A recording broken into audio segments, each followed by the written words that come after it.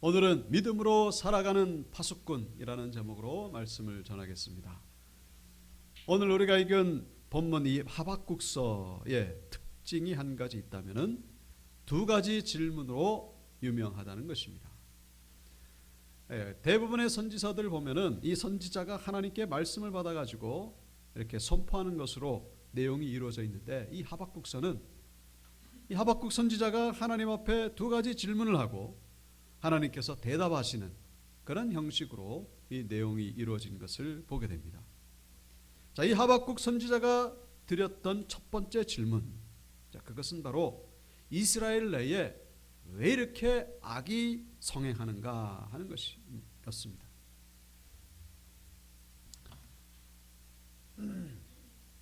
그래서 하박국서 1장 3절에 보시면은 어찌하여 내게 죄악을 보게 하시며 패역을 눈으로 보게 하시나이까. 겁탈과 강포가 내 앞에 있고 변론과 분쟁이 일어났나이다. 이러므로 율법이 해이하고 정의가 전혀 시행되지 못하오니 이는 악인이 의인을 애워쌌으므로 정의가 굽게 행하여 짐이니이다. 왜 의인이 악인에게 당하고만 살아야 됩니까? 의인이 잘 되고 의인이 승리해야 되는데 왜 악인이 그렇게 득세를 하고 의인들은 왜 저렇게 힘들게만 살아야 됩니까? 그때 당시 이스라엘의 지도자들이 부패하다 보니까 타락하고, 그래서 연약한 이 백성들을 착취하는 그 모습을 보고서 이 하박국 선지자가 하나님 앞에 질문을 드리는 것이죠. 하나님 살아계시면서 왜 이렇게 악이 성행하도록 그냥 내버려 두십니까? 이제 그렇게 질문하는 것이죠. 이 질문에 대해서 하나님이 대답을 하십니다.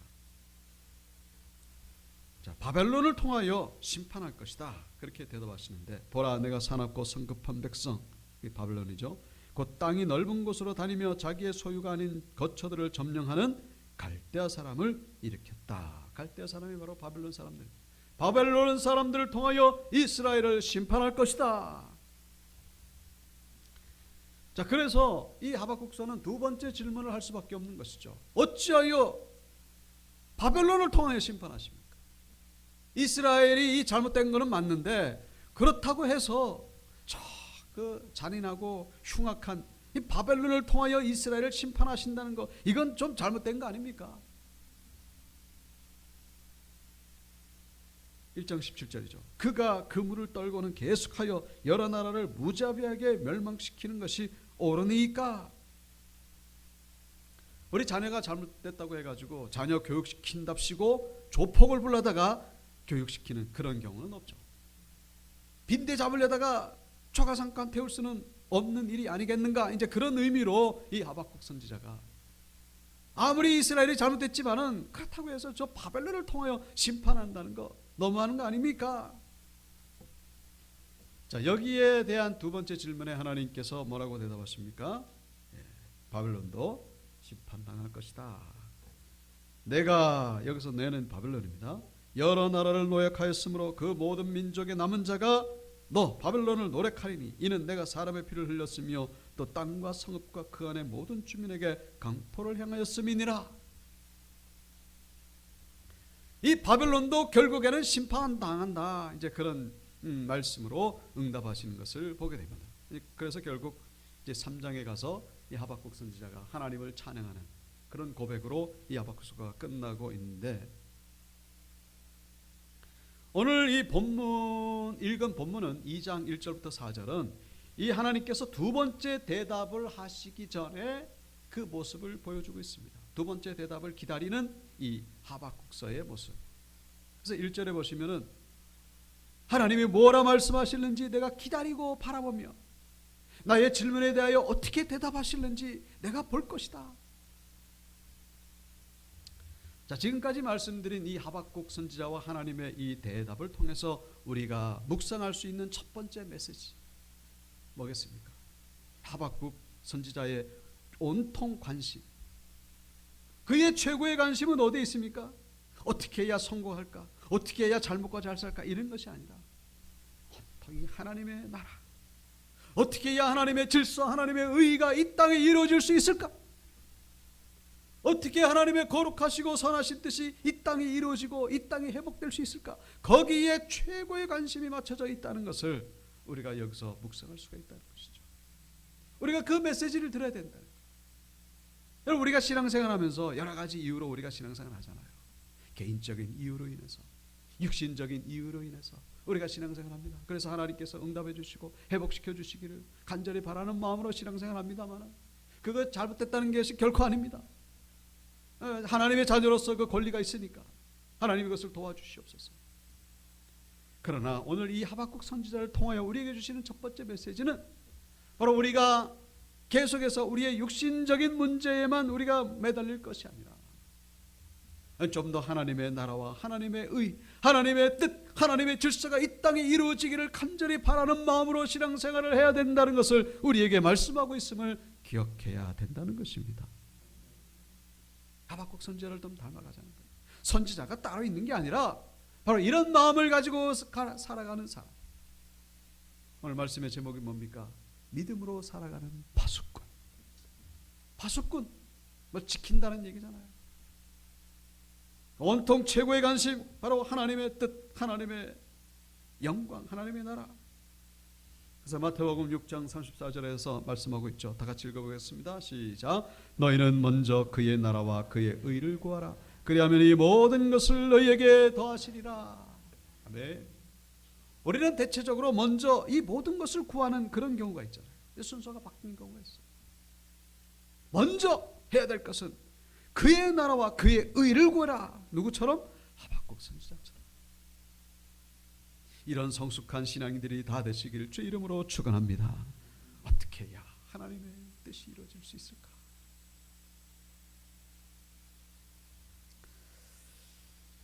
오늘 이 1절에 보시면은 내가 내 파수하는 곳에 서며 성루에 서리라. 파수하는 곳에서 성루에 서 가지고 하나님의 응답을 듣겠다. 이제 그런 얘기죠. 여기서 말씀하는 이 파수하는 곳, 성루, 이것은 물리적인 실제적인 파수하는 곳 성루가 아니라 바로 영적인 파수하는 데고, 영적인 성루라는 것을 먼저 이해하셔야 된다는 것이죠. 영적으로 파수하는 영적인 파수꾼이죠, 이 하박국. 중요한 것은 내 파수하는 곳. 그러니까 이 하박국 선지자는 파수하는 곳이 따로 있어요. 늘 그곳에서 파수하고 있었어요. 그러니까 어쩌다가 뭐 이렇게 여기 온 게 아니에요.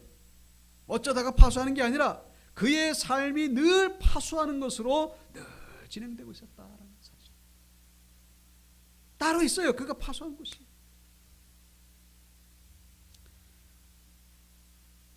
근데 이 파수꾼 하는 일이 뭡니까? 어떤 외부의 어떤 상태를, 어떤 적진의 상태를 알아가지고 내부에 알려주는 그런 역할을 하는 게 바로 파수꾼이죠. 근데 이 파수꾼의 역할이 너무나 중요합니다. 파수꾼의 역할을 제대로 감당하지 못하면 이 파수꾼이 속한 이 공동체 내에 엄청난 위기가 닥칠 수가 있기 때문에, 나중에 뭐 전쟁하고 이럴 때는 무기를 가지고 전쟁합니다만은 처음에 이 초기 대응을 잘못하면은 이게 아주 치명적인 결과를 가져올 수 있다라는 것이죠. 오늘이 세월호 그날이죠. 초기 대응을 잘못함으로 인해 가지고 그런 엄청난 결과가 왔습니다. 그런 비슷한 경우가 있어요. 1922년에 그 유명한 타이타닉호, 이 배도 결국 침몰해서 많은 사상자를 냈죠. 대서양을 횡단하면서 뉴욕을 향해 가다가 뉴욕 도착 하루 전에 빙산에 부딪혀가지고 2224명 승객 가운데에 1514명이 사망하는, 절반 이상이 죽었어요. 대참사가 벌어진 적이 있었습니다. 근데 나중에 밝혀진 사실인데 아주 두 가지 사소한 실수가 없었다면은 이 대참사를 막을 수가 있었다라는 것이죠. 어떤 사소한 두 가지 실수냐? 첫 번째는 이 배 안에서 사용하는 망원경이 있지 않습니까? 망원경 보관함 열쇠를 그 항구에다 놓고 출발하는 바람에 망원경을 쓸 수가 없어가지고 육안으로 그냥 전방을 바라보면서 오다가 그 빙산을 발견했습니다마는 그 육안으로 발견하니까 이미 피하기에는 너무나 가까운 거리에 접근함으로 인해 가지고 충돌을 피하지 못함으로 결국 대참사가 일어났다라는 사실이 밝혀졌다는 것이죠. 너무나 어처구니 없는. 망원경이 있었으면 좀 멀리 내다보고 이렇게 운전할 수 있었을 텐데 그 열쇠를 놔두고 그냥 출발하는 바람에. 두 번째는 이 타이타닉호가 이제 침몰하는 가운데에 근방 20km 근처에 캘리포니아호가 지금 운행하고 있었습니다. 그래서 이 타이타닉호에서 아주 긴급 무전으로 이제 SOS를 친 거죠. 도와달라고. 지금 침몰하고 있으니까. 근데 이 캘리포니아호가 오질 않아요. 알고 봤더니 이 캘리포니아호에 무전사가 딱 한 명 있었는데 마침 그 시간에 뭐라고 있었어요? 자고 있었다. 자고 있는 바람에 무전을 아무리 쳐도 응답이 없는 거예요.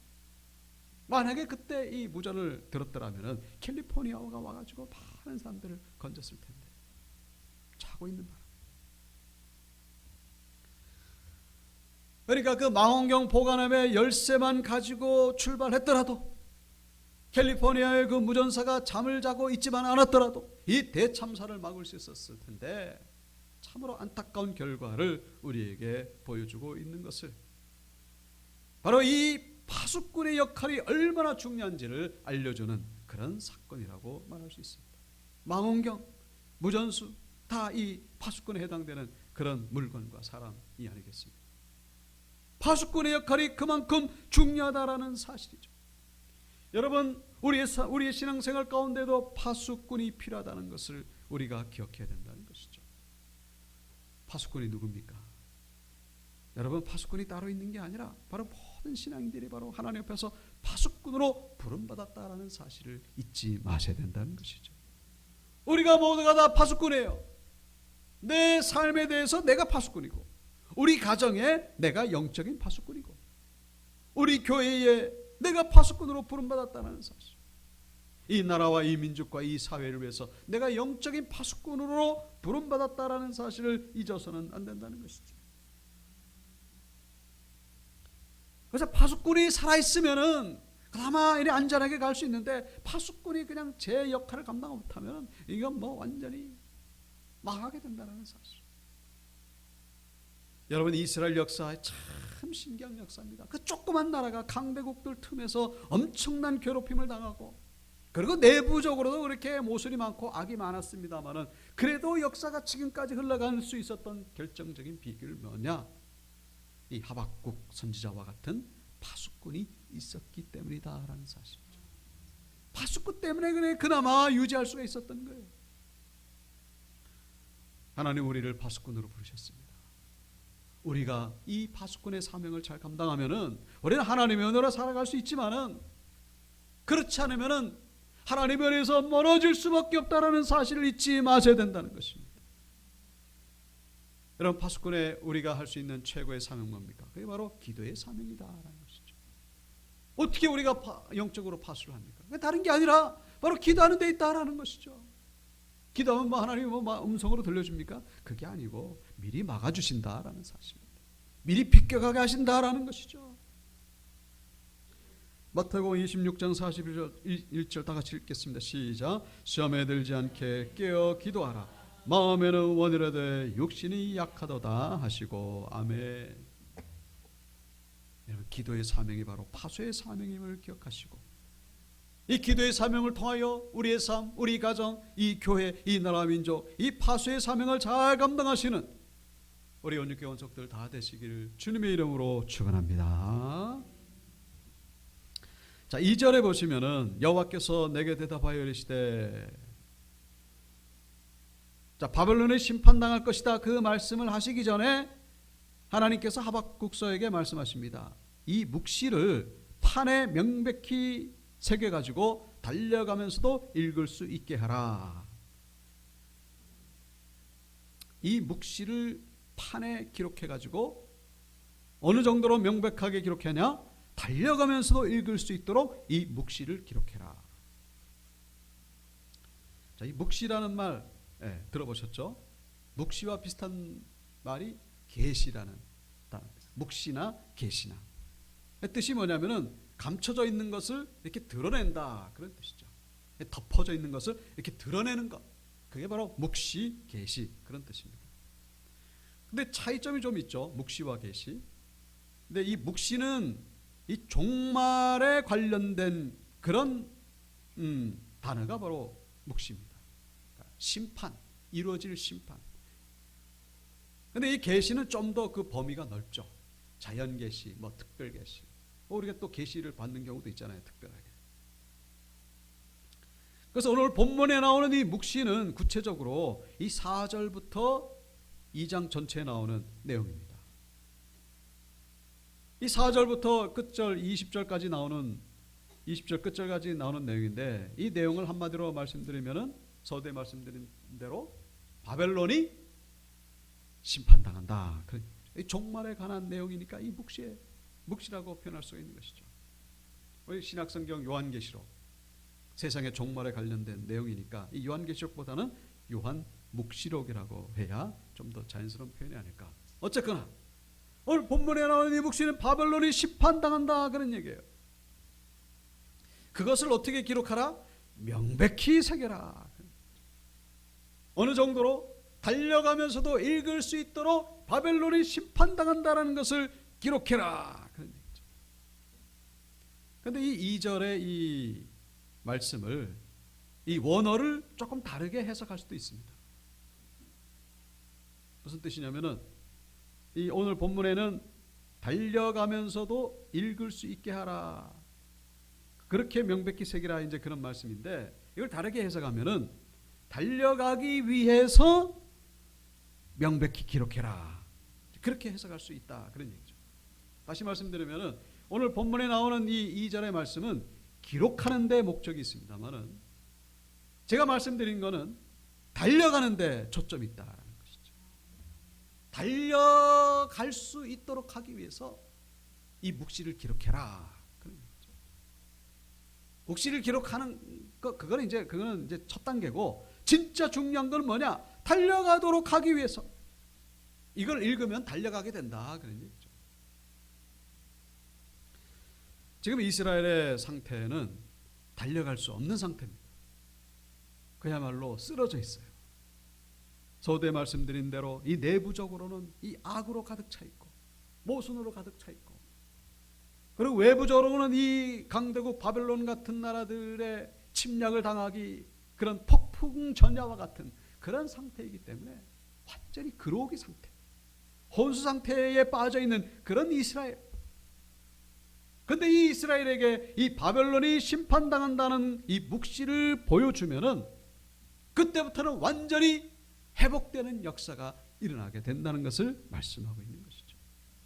묵시를 읽어버리면은 그때부터는 쓰러져 있다가 이제 달려가게 된다 그런 얘기죠. 바벨론은 망한다. 저렇게 엄청나게 무서워 보이고 잔인해 보이는 바벨론이 이스라엘을 괴롭히지만은, 그러나 저 바벨론도 하나님의 심판을 당하게 될 것이다. 그것을 알게 되면은 그때부터 이스라엘은 다시 회복된다라는 사실입니다. 플로렌스 체드윅이라고 하는 미국 여자 수영 선수가 있습니다. 이분이 최초로 그 프랑스와 영국 사이의 그 해협, 그 도보 해협이라고 부릅니다만, 한 30km 되는 거리를 최초로 수영으로 횡단한 그런 수영 선수였습니다. 근데 이제 나중에 이분이 1952년도에 그 미국의 태평양에 있는 섬에서, 미국의 서부 그 캘리포니아 해안까지, 근데 뭐 거리는 비슷합니다만, 거기를 또 도전을 했어요. 여기를 또 횡단한다. 그래가지고 이제 수영을 시작했는데 16시간 동안 수영하다가 갑자기 안개가 끼기 시작했습니다. 앞이 안 보이잖아요. 막 힘이 막 빠집니다. 그래가지고 결국은 중도에 포기를 하고 말았어요. 더 이상 못하겠다. 그래가지고 이제 그 옆에 다니는 그 구조선을 타고 이제 결국 해안가로 올라왔습니다만, 나중에 알고 봤더니 그 포기했던 지점에서부터 이 목적지까지는 500m밖에 남지 않았다는 것을 알게 되고서 아주 안타까워하면서 이분이 그렇게 기자회견을 한 적이 있습니다. 제가 실패한 이유는 추위도 피곤 때문도 아니고 안개 때문이었습니다. 안개 때문에 목표를 볼 수 없었기 때문입니다. 목표가 보이지 않으니까 힘이 쫙쫙 빠지는 거예요. 누구처럼? 이스라엘 백성들처럼. 저 바벨론이 언제까지 괴롭힐지 알 수가 없으니까 그냥 완전히 그러기 상태. 근데 저 플로렌스 체드윅이 결국 2년 뒤에 다시 도전합니다. 안개가 끼지 않은 날에 결국에는 성공했다고 하는 그런 이야기가 있습니다. 목표를 볼 때와 목표가 보이지 않을 때와 그 결과가 엄청난 차이가 날 수 있다는 사실을 우리가 기억해야 된다는 것이죠. 우리 신앙생활도 마찬가지라는 것입니다. 여러분, 우리의 궁극적인 목표가 뭡니까? 결국 세상은 하나님의 심판을 받아 종말을 경험하게 된다는 것이고, 우리에게는 천국의 소망이 있다는 것을 우리가 알게 될 때에 우리는 힘차게 달려갈 수 있지만은 그렇지 않으면 갈팡질팡하게 된다라는 사실, 헤매는 거예요. 이 세상 영원히 계속될 것처럼 그런 생각 속에서 우리가 살아가니까 우리가 압박을 받게 되는 것이고, 자격지심을 가지게 되는 것이고, 어떨 때는 괜히 허풍을 떨게 되는 것이고, 이 세상은 끝나게 된다라는 사실, 여러분 성경은 계속해서 말씀하고 있습니다. 요한 묵시록이 바로 그거죠. 세상은 끝이 있다. 여러분, 이 하박국 당시에 바벨론은 절대로 망하지 않을 것이라고 그렇게 기세가 등등했다라는 것을 기억하셔야 돼요. 그런데 지금은 어떻게 됐습니까? 흔적도 없이 사라졌죠. 여러분, 이 세상도 마찬가지예요. 이 세상도 마찬가지입니다. 그 코로나가 좀 임하니까 그냥 쩔쩔매잖아요. 코로나가 보다 더 심한 거면 어떡하시겠습니까? 여러분, 이건 예고편이에요. 예고편입니다.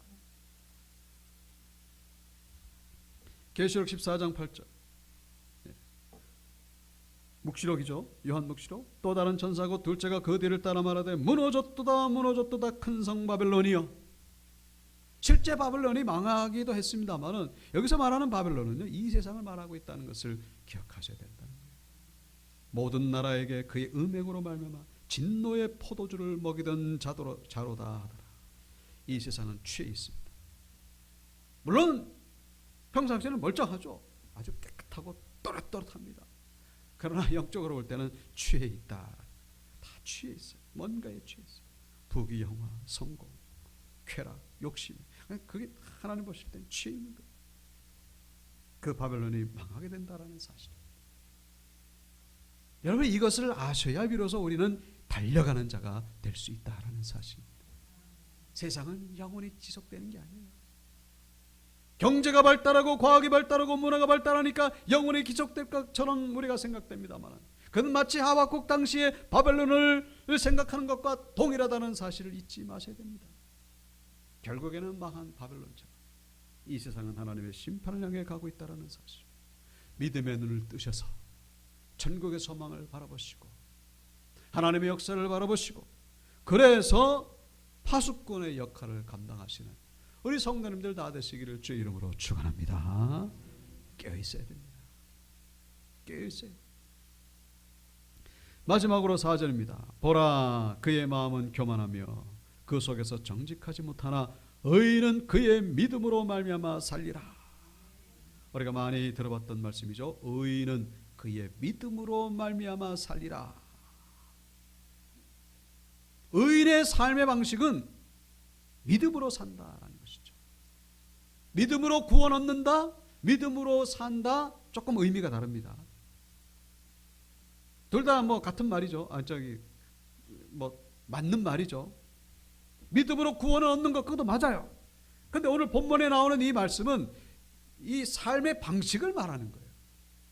구원 얻은 자가 살아가는 삶의 방식은 이 세상 사람들과 다르다, 그런 얘기죠. 여기 그의 마음은 교만하며, 여기서 그는 누굽니까? 이 바벨론, 이 세상 사람들을 얘기를 하는 거예요. 이 세상 사람들의 삶의 방식은 교만하다, 그런 얘기죠. 그 속에 정직하지도 못하고.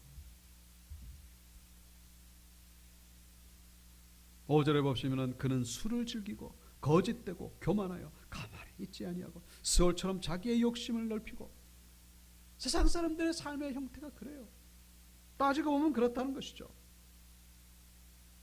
9절에 보시면 재앙을 피하기 위하여 높은 데 깃들이려 하며. 사람들 자꾸 높은 데 올라가려고 그러잖아요. 많이 가지려고 그러고. 왜요? 그 나름대로 어떻게 안전하게 살아볼 그런 방편으로 높은 데 올라가는 거예요. 그런데 의인은 살아가는 방식이 그렇지 않다라는 것이죠. 어떻게 산다는 거예요? 믿음으로 산다는 것입니다. 믿음으로. 한마디로 믿음은 하나님의 방식으로, 하나님의 방법으로. 우리는 의인입니다. 우리는 뭐 행실적으로는 죄인입니다만 믿음으로 우리가 구원을 얻었으니 우리는 의인이죠. 그런데 우리 의인이 살아가는 이 세상 사람들과 결정적으로 다른 대표적인 두 가지가 있다면 그것이 바로 예배와 기도라고 말할 수 있습니다. 오늘 우리 예배 드리잖아요. 세상 사람들은 지금 이 시간 뭐 TV 보고 아마 운동하러 가고 뭐 늦잠 자고 그럴 거예요. 아주 결정적인 차이가 바로 예배입니다. 물론 우리 믿는 분들 가운데 뭐 사정이 있어서 못 오신 분들 계시겠습니다. 이 예배는요, 믿는 자와 믿지 않는 자를 완전히 구분시키는 아주 중요한 그런 기준이 된다는 것 잊지 마시고, 우리는 예배로 목숨을 거는 자들이 되어야 된다는 것, 예배로 살아가는 자들이 되어야 된다는 것입니다. 예배로 살아갈 때에 살아남게 된다라는 사실입니다. 의미가 다르죠. 예배로 살아갈 때에 생존하게 된다. 그런 얘기. 그리고 두 번째가 바로 기도입니다. 기도 바로 의인의 삶의 방식이라는 사실입니다. 기도 없이는 살아갈 수가 없는 것, 반드시 기도로 살아갈 수밖에 없는 자들, 그 자들이 바로 믿음으로 살아가는 자들이고 의인이라는 사실, 파수꾼이라는 사실 우리가 기억하셔야 된다는 것이죠. 믿지 않는 자들 뭘 기도를 왜 합니까? 믿지 않는 자들은 뭐 그냥 사람 바라보고 돈 바라보고 뭐 권력 바라보고 그러죠. 무슨 하나님을 찾습니까? 결정적으로 차이가 있는 거예요. 예배와 기도. 여러분 우리 온육교회 권속들은 다 이 예배와 기도로 살아가는 그런 복된 자들 되시기를 주 이름으로 축복합니다. 그렇게 살아갈 때에 살아남게 되는 거예요. 언제? 하나님의 심판날. 하나님의 심판날 완전히 죽전과 가라지로, 알곡과 가라지로 하나님이 구분하실 때에 우리가 살아남게 된다는 사실. 말씀을 마치겠습니다. 하나님은 우리를 파수꾼으로 부르셨습니다. 우리 모두가 다 이 기도의 파수꾼 되시고, 특별히 좀 육신적인 일보다는 어떻게 해야 하나님의 영광을 이룰 수 있을까? 날마다 기도와 예배로 의인으로 살아가시는, 하나님께 영광 돌리시는 우리 온유교회 원석들 다 되시기를 주 이름으로 축원합니다.